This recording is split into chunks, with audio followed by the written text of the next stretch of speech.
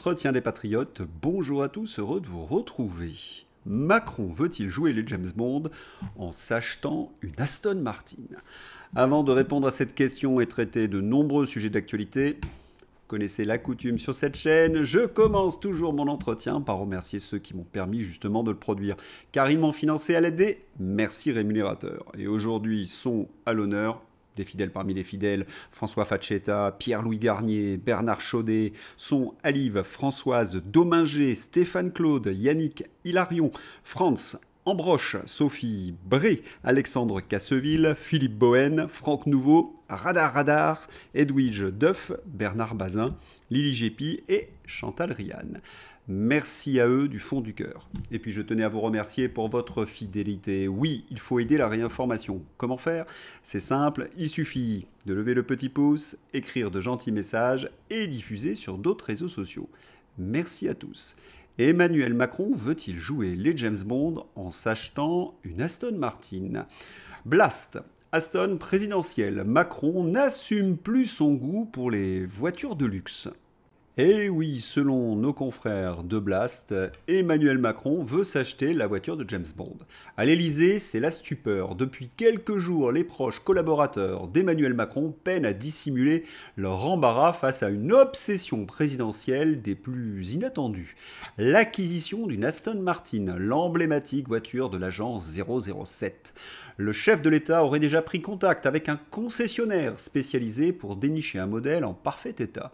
Selon nos informations, il s'agirait du modèle DB9 GT, capable d'atteindre les 100 km à l'heure en 4,5 secondes pour une consommation de 14 litres au 100. Et au diable la sécurité routière ou la transition écologique. Prix de départ de cette voiture de luxe britannique, 200 000 euros neuve, et cela peut monter à 220 000 euros pour la James Bond édition. Le président s'est même permis un petit essai de la belle monture dans les jardins privés du pavillon présidentiel de la Lanterne à Versailles. Il est sous le charme, résume son entourage, et semble déterminé à s'offrir ce bolide britannique. Il n'est jamais trop tôt pour la crise de la cinquantaine. Le Média Blast donc affirme qu'Emmanuel Macron aurait comme obsession de s'acheter la voiture de James Bond. Ce que l'Élysée a tenu à démentir sur les réseaux sociaux. Un 1er avril, cela aurait pu être drôle, mais il s'agit d'un honteux mensonge. C'est faux et grotesque, a écrit la présidence.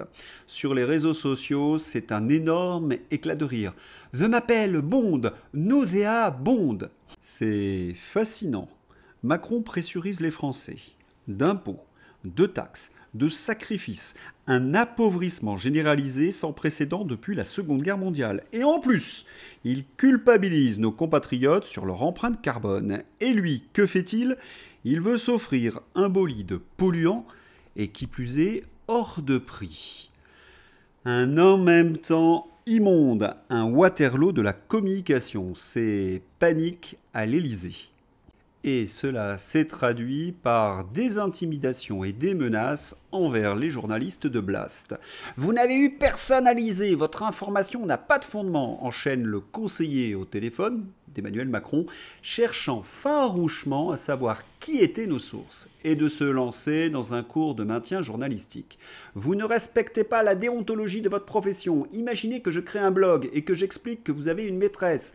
Un argument de poids et une défense délicieuse de la part de ce membre d'une équipe de communication qui a longtemps compté dans ses rangs Anastasia Colosimo, adepte du langage fleuri selon le Nouvel Obs, et capable de s'adresser à ses confrères en termes aussi délicats que « tu dois voir une grosse d'homme courageux, j'aimerais bien la voir, la sentir, la toucher » ou encore ce mémorable « je vais te faire regretter d'être né ». Certes, moins vulgaires, les mots de M. Bayard, le conseiller d'Emmanuel Macron, que la pudeur empêche Blast de dévoiler dans leur intégralité, précède du même respect envers notre profession. Les journalistes doivent être disciplinés et obéir aux consignes, selon ses propres mots retranscrits par le journal L'Immonde, d'un ton sec qui nous a reproché de prêter des intentions au président qui ne sont pas les siennes, allant jusqu'à s'emporter face à notre persistance. En fait, je comprends pas. C'est quoi votre problème ? Cette affaire pourrait paraître anecdotique, elle pourrait même prêter à sourire, si elle ne mettait en lumière, une fois de plus, la dérive totalitaire de la Macronie. D'abord, nier le fait. Blast affirme qu'il a les preuves, malgré les délégations de l'Élysée. Le conseiller Bayard essaie, par la peur et les reproches, d'obtenir les sources, ce qui confirme bien évidemment l'information. Ensuite, l'intimidation assez caractéristique des conseillers en communication d'Emmanuel Macron, la fameuse violence verbale et les menaces. Enfin, la vision du journalisme qui se dégage de ces conseillers en communication. Un bon journaliste, c'est un caniche qui attend gentiment son sucre. Édifiant. Un peu comme les journalistes du service public, 1000 salariés de France Télévisions bénéficient d'une carte qui leur permet de dépasser jusqu'à 4000 € par mois pour prendre en charge des frais professionnels. Évidemment, cet argent public est également utilisé à des fins personnelles. Mais c'est incroyable, mais que fait le Parlement? S'indigne Yves Pozzo-di-Borgo. Que fait la Cour des comptes? Que font les inspections ministérielles? Toutes ces structures sont chargées du contrôle et personne n'a rien vu. Les amitiés ont dû jouer. Étonnant, non? Et avec de tels sucres, on peut demander n'importe quoi aux journalistes du service public. Flash, France 2 déprogramme Envoyé spécial, complément d'enquête et nous les Européens, prévu jeudi soir et proposera à la place une édition spéciale de l'émission L'événement La France face à la guerre. Remarquez qu'avec 4000 € de plus en douce, payés par nos impôts bien évidemment, on comprend mieux où ils trouvent leur motivation, les journalistes du service public. Et d'ailleurs, s'il faut déclarer la guerre à la Russie, à la Chine, aux Américains, à la galaxie même, ils sont prêts à tout. Un peu comme les intervenants sur LCU. À la poédie. Dans James Bond, un méchant terroriste veut tuer le monde avec son arme nucléaire. Poutine menace de tuer le monde entier. Notre James Bond, c'est Macron qui veut sauver le monde. Allô le SAMU, amenez la camisole de force, urgence sur LCU. Mais tiens, Emmanuel Macron avait-il en tête, ou un de ses conseillers en communication, un narratif James Bond avec à la poédie en ballon d'essai? Et puis il faut quand même rappeler qu'Emmanuel Macron aime le travestissement, un gros problème de personnalité d'ailleurs. Notre immature de l'Élysée. Et Bribri dans tout cela, est-ce qu'elle pourrait jouer les James Bond Girls? Allez, je m'égare encore que. Est-ce que vous trouvez vraiment que je m'égare? Parce que Macron est capable de tout, sans foi ni loi. Le monde veut la paix et Emmanuel Macron ne parle que de guerre. Dépression sur Blast, dépression sur le journal du dimanche. Le journal du dimanche, guerre en Ukraine, la surenchère de la peur. Dramatisation, la charge d'Hervé Morin, ancien ministre de la Défense. Fait rarissime en France, la présidence de la République s'en prend publiquement à la presse libre de notre pays au nom de l'unité nationale. Attention, notre pays est en train de basculer. La présidence de la République dément avoir employé les termes faire peur qui lui sont prêtés dans l'édition du journal du dimanche. Il ne s'agit ni de son expression, ni de son intention. Attention, l'Élysée nous prend pour des imbéciles. En cette période grave ou face à la menace russe imaginaire, comme chacun sait, la quasi-totalité des chefs d'État et de gouvernement européens prennent des mesures inédites pour assurer leur défense. Chacun doit veiller au respect de la parfaite véracité des faits. Le moment exige lucidité, patriotisme et essence de l'unité nationale. Oui, vous avez bien lu, Dixit Le Poudré, la marionnette du World Economic Forum, qui nous ruine et qui vend notre pays à la découpe et qui ne connaît pas l'art français. Macron, il ose tout. Geoffroy Lejeune, démentir un article d'un journaliste et des propos anonymes, par définition attribués à personne, est un fait rarissime de la part de la présidence de la République. Manifestement, Emmanuel Macron ne supporte pas qu'il y ait des journalistes libres. Il faut dire que son truc, c'est d'inventer des périls imaginaires. Nous sommes en guerre, 2020, 2022, ça recommence. Et en 2025, nous sommes en guerre. Georges Fenech. Grande manipulation mentale, orchestrée par notre président de la République. On est en train d'agiter la peur du char soviétique à Paris sur les Champs-Élysées. Qu'est-ce qu'on attend pour se réveiller? Peut-être quelques dessins humoristiques. Bombe de 39-45 découverte à Paris, gare du Nord. Et moi, je vous dis que c'est l'attaque de Poutine qui a commencé. Doit-on rappeler les raisons d'une telle propagande? Macron a tout raté. Il est donc prêt à tout pour sauver sa peau, mentir, la propagande, violenter les journalistes et même vouloir une guerre. Au secours et surtout l'inversion accusatoire. Macron à propos de la Russie. Comme souvent, Moscou crée des crises pour prétendre ensuite vouloir contribuer à les résoudre selon ses propres termes. Macron, faut-il vous rappeler que c'est l'Europe qui invente des crises pour mettre en place le fédéralisme et qui plus est, l'avoue. Macron comique troupier. Mais pendant ce temps, les décisions sont prises ailleurs, entre Vladimir Poutine et Donald Trump. Les discussions sur la paix ont porté sur la proposition américaine d'un cessez-le-feu aérien et maritime de 30 jours. Kiev a accepté cette trêve à condition que la Russie en fasse de même. Le communiqué du département d'État américain précise que cette trêve pourrait être prolongée par accord mutuel, mais qu'elle repose sur une hypothétique réciprocité de la part de Moscou. Les États-Unis informeront la Russie que sa coopération est essentielle pour parvenir à la paix, affirme le texte. Par ailleurs, Washington a annoncé qu'il reprendrait immédiatement son aide militaire et le partage de renseignements avec Kiev. Ces soutiens avaient été suspendus après une rencontre tendue entre Zelensky et Donald Trump à la Maison-Blanche, le 28 février. L'acceptation du cessez-le-feu par Kiev permet donc à l'Ukraine de rétablir cette aide essentielle. Une autre question clé abordée lors des discussions concernait l'exploitation des ressources naturelles ukrainiennes. Les États-Unis et l'Ukraine se sont engagés à conclure rapidement un accord sur l'exploitation des minerais stratégiques. Aucun document officiel n'a toutefois été signé à Jeddah, mais les deux parties ont convenu d'accélérer les négociations. Mais comment se fait-il les Américains négocient de nouveau avec les Ukrainiens? Eh oui, Zelensky a présenté ses excuses à Donald Trump. Je tiens à remercier le président Trump pour son dialogue constructif. Voici Zelensky en train de remercier le dictateur que tous les fêlés des plateaux de télévision français voient dans le président américain. Cessez-le-feu suite avec Emmanuel Macron. Je me félicite des avancées permises par les discussions entre les USA d'Amérique et l'Ukraine de l'Europe qui se sont tenues ce jour à Jeddah, en particulier sur l'idée d'un possible cessez-le-feu pour 30 jours. Souvent, Macron varie, folkissifie. En effet, Emmanuel Macron ne voulait pas d'un cessez-le-feu parce que, selon lui, cela permettrait à la Russie de reprendre des forces. Il faut savoir que dans la réalité, c'est le président Vladimir Poutine qui ne veut pas d'un cessez-le-feu s'il n'y a pas à la clé un vrai traité de paix. Frédéric Aiguille. L'objectif de Macron et de Pustula, c'est 800 milliards pour le complexe militaro-industriel.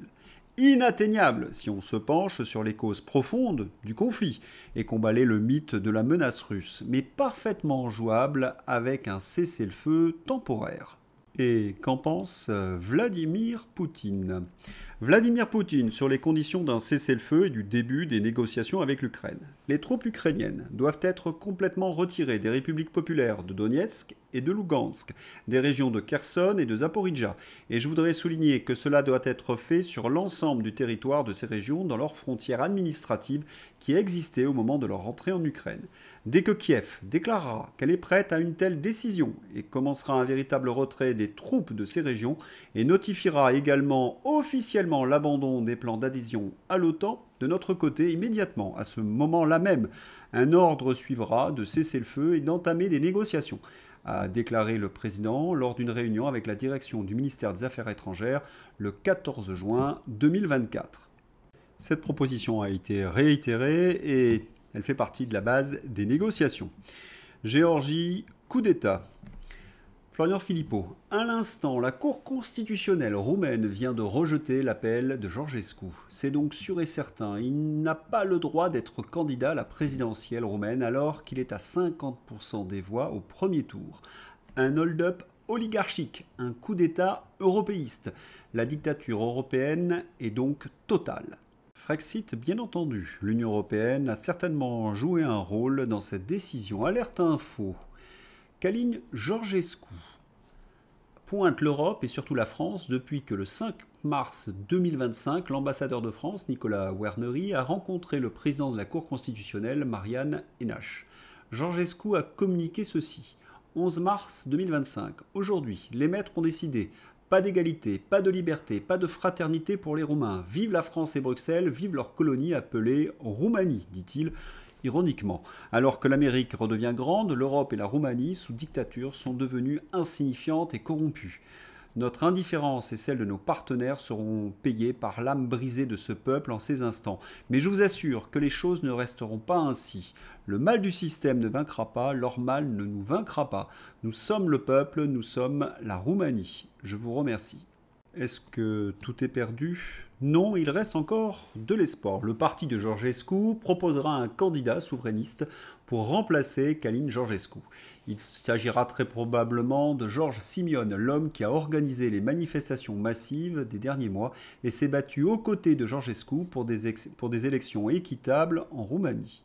Et puis, comme le dit le réveil d'Atlas, ce soir sonne la fin de l'illusion démocratique au sein de l'Union européenne. Gros soulagement de mon côté, en vérité. Enfin, tout le monde peut voir leur vrai visage. Oui, celui par exemple de Pustula. Nos valeurs européennes, la démocratie, la liberté, l'état de droit, ces valeurs sont menacées. Pustula, présidente de la Commission européenne, lors de sa conférence de presse de ses 100 premiers jours pour son deuxième mandat. Guillaume Bigot. Comment une femme qui refuse de dévoiler les milliards d'euros de contrats par SMS, qui fait interdire le candidat favori à une élection en Roumanie et organise une conférence avec le dirigeant d'une organisation terroriste syrienne, peut-elle parler de valeurs ? Oh, c'est juste une question de définition. Les valeurs, ce sont les valeurs sonnantes et trébuchantes, un peu celles qui animent Emmanuel Macron.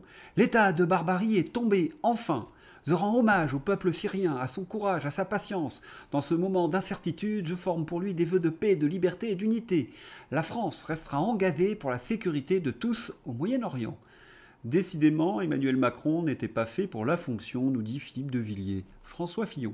Je viens de parler au téléphone avec la mère supérieure du couvent carmélite de Maloula, en Syrie. Elle appelle la France au secours devant les massacres de civils alaouites et chrétiens en cours en Syrie. Ces massacres sont perpétrés par des factions djihadistes qui agissent au grand jour. C'est épouvantable. L'abbé Mathieu Raffet. Les chrétiens de Syrie subissent la persécution du pouvoir djihadiste qui s'est installé. Une tragédie prévisible, fruit de l'aveuglement occidental face à la chute de Bachar. Ceux qui ont semé la liberté récoltent la mort. Prions pour nos frères trahis et abandonnés. À l'Assemblée, le Rassemblement national pointe du doigt la complicité de notre diplomatie avec ces horreurs. Merci Madame la Présidente. Ma question s'adresse au ministre des Affaires étrangères. Monsieur le ministre, depuis le 4 mars dernier, la région de Latakia, bastion de la communauté alaouite, est la cible de raids djihadistes d'une rare sauvagerie. Des pick-up de la mort ont sillonné les quartiers, tirant à l'aveugle sur les habitants. Des hélicoptères ont même bombardé le village de Dalié, un haut lieu de pèlerinage des Alaouites. On déplore plusieurs milliers de victimes, dont des centaines de civils, et les images glacent le sang tant elles rappellent les exactions cruelles commises par le Hamas et par Daesh. Ces exactions sont les premières manifestations d'une politique d'épuration ethnique et religieuse contre les communautés alaouites et chrétiennes. C'est la promesse que les milices djihadistes d'HTC n'ont pas renversé le régime moribond de Bachar el-Assad pour bâtir une société dite inclusive et respectueuse des droits des minorités, comme vous l'espériez naïvement, mais bien pour instaurer le califat et la charia en Syrie. Malheureusement, cette tragédie ne surprendra que ceux qui ne voulaient pas voir le véritable visage du nouveau régime syrien. Elle révèle aussi l'irresponsabilité de vos déclarations, Monsieur le Ministre, lorsque le 9 décembre dernier, écartant toute précaution diplomatique, vous vous réjouissiez de la prise de pouvoir d'Ahmed al-Shara, le fondateur de la branche syrienne d'Al-Qaïda. Je vous cite, c'est un moment historique, c'est un pays qui retrouve enfin le parfum de la liberté. C'est le parfum du sang et de la mort qu'hument les Alaouites et les chrétiens aujourd'hui. Et ils savent désormais qu'ils ne pourront jamais compter sur la nouvelle armée syrienne pour protéger leurs enfants. Monsieur le ministre, allez-vous demander à la Commission européenne d'annuler l'invitation du nouveau ministre syrien des Affaires étrangères prévue le 17 mars prochain? Vous qui ne voyez aucun mal à serrer la main du fondateur de la branche syrienne d'Al-Qaïda, quand allez-vous enfin mettre un terme au soutien de votre diplomatie au califat islamique et sanguinaire de Syrie? La tête de notre ministre des Affaires étrangères. La photo de la honte, Yves Pozzo di Borgo, c'est notre modus operandi depuis toujours. Soutenir les sanguinaires tuer les innocents et se pavaner ensuite comme les défenseurs de valeurs. Allez, on va se détendre un peu, c'est l'heure d'ouvrir la page Fantaisie avec Julien Baguette. Julien Pain. Xavier Federova était la patronne de Russia Today en France. Elle est aujourd'hui l'égérie des médias du groupe Bolloré. Chronique sur CNews et dans le JDD. Livre chez Fayard. L'occasion de faire le portrait de cette journaliste russe qui dit défendre la liberté d'expression. Lorsqu'on regarde le reportage, la seule chose que Julien Pain reproche à Xenia, c'est qu'elle est russe. Olivier Delamarche, ça doit être insupportable quand tu es un minable sans talent de voir une vraie journaliste. Idriss Aberkan, Julien Pain s'est fait démonter 2 fois par Amélie, à qui terrifié, il refuse toute interview aujourd'hui, un peu comme les journalistes de l'Express avec moi. Durant le Covid, il a propagé de nombreuses fausses informations avec l'argent du contribuable, les plus légendaires étant le pass ne sera jamais vaccinal, les myocardites ne sont pas si graves, le Covid vient d'un pangolin, le Covid issu du laboratoire PK de Wuhan est une théorie complotiste, l'inoculat Pfizer est efficace à 94%, les effets secondaires mortels n'existent pas. Aujourd'hui, il tente un pathétique ciblage de Xenia qui, elle en effet, n'a jamais atteint son palmarès en matière de fake news. C'est fascinant, tous ces journalistes, tous ces politiques qui ont défendu Emmanuel Macron pendant la pandémie en disant n'importe quoi, eh bien on les retrouve aujourd'hui pour défendre Emmanuel Macron et sa politique belliciste, comme Claude Malhuret veut la guerre totale avec la Russie. Nous étions en janvier 2023. Les 500 000 victimes de ce conflit ne lui suffisent pas à ce sanguinaire. C'était lui aussi qui voulait que les non-vax se terrent dans les caves. Et en 2025, il ajoute une corde à son arc de l'infamie, il est anti-Trump. Macha Merrill, Florian Philippot, moment lunaire hier soir en plateau. Macha Merrill, 84 ans, engagée pour Macron en 2017. Elle le trouvait très beau. Et pour l'Ukraine, depuis 2022, est très enthousiasmée par le climat de guerre. Les macronistes vont en guerre en une image. Certains d'entre vous peuvent mourir, mais c'est un sacrifice que je peux faire. Et oui, parce que ce sont les Russes. Ça y est, ça recommence. Présidentielle 2027, le risque de perturbation du scrutin par des ingérences russes. Il faut savoir qu'en 2022 et en 2017, c'était des fake news. C'est pas moi, c'est les Russes. Le journal Limonde. Le journal Limonde change de format, plus pratique, plus écologique, plus en phase avec ses valeurs. Nous sommes d'accord. Le gag du jour. Jean-Noël Barrot estime que Vladimir Poutine est effrayé par les déclarations d'Emmanuel Macron. Alors ça, il faut être bien accroché. Après le port du masque obligatoire, bientôt le port du casque obligatoire. Je vote Macron, avec lui je me sens en sécurité. Bien résumé. Grâce à l'Union européenne, sachez reconnaître un gentil chef d'État d'un dangereux chef d'État. J'espère que vous avez apprécié cet entretien. Je vous souhaite une excellente journée. À bientôt. Au revoir.